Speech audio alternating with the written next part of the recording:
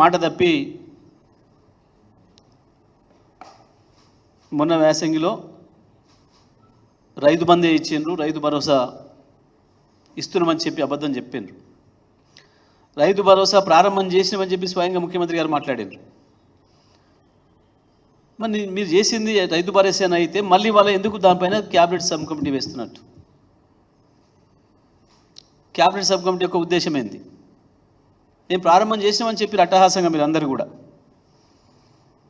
మేము ఆనాడు చెప్పినాం, మీరు చేసేది రైతు భరోసా కాదు, రైతు బంధును కొనసాగిస్తున్నారు, కేసీఆర్ గారు ఇచ్చిన రైతు బంధును కొనసాగిస్తున్నారు అని చెప్పినాం. మేము ఇవాళ మళ్ళీ డిమాండ్ చేస్తున్నాం, వెంటనే ఈ పాటికి రైతు బంధు వేయాల్సి ఉండే.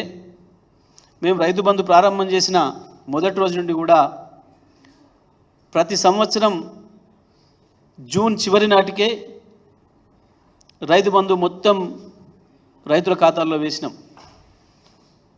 జూన్ 2వ వారంలో మొదలుపెట్టి 3వ వారం లేదా 4వ వారం ఎప్పుడు కూడా దాటనీయలేదు మేము. ఇప్పుడు కూడా రుణమాఫీతో సంబంధం లేకుండా రుణమాఫీ ఆగస్టు 10 లోపల చేస్తామని చెప్పిండ్రు, దేవుళ్ళ మీద ప్రమాణం చేసిండ్రు.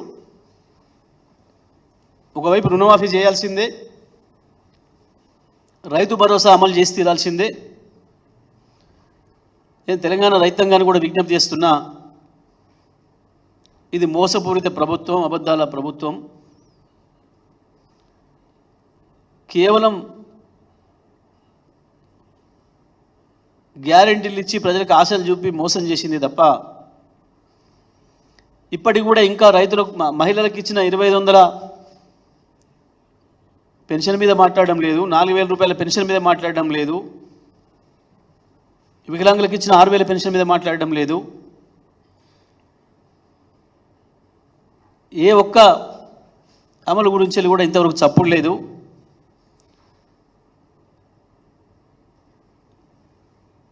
విద్యుత్తు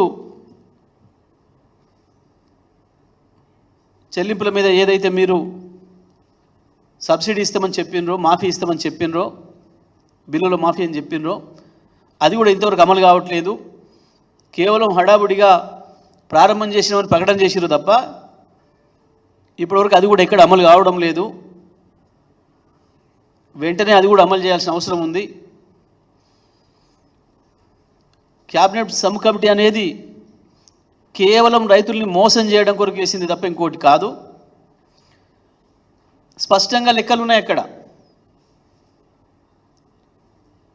ఏ రైతులకు ఎంత భూమి ఉన్నదనేది లెక్కలు ఉన్నాయి. మీరు మొన్న యాసంగిలో ఏదైతే రైతు బంధును ఇచ్చి అమలు చేసి అకౌంట్లలో వేసిర్రో అదే అకౌంట్లకు వేస్తే సరిపోతుంది. కొత్తగా ఇప్పుడు మీరు తయారు చేసేది ఏం లేదు. మీరేందో వెతికి దేవులాడి వాస్కోడ్ గామ లాగా, కొలంబస్ లాగా మీరేం దొరకబట్టుకొచ్చేదేం లేదు. చాలా స్పష్టంగా ఉన్నాయి రికార్డ్స్.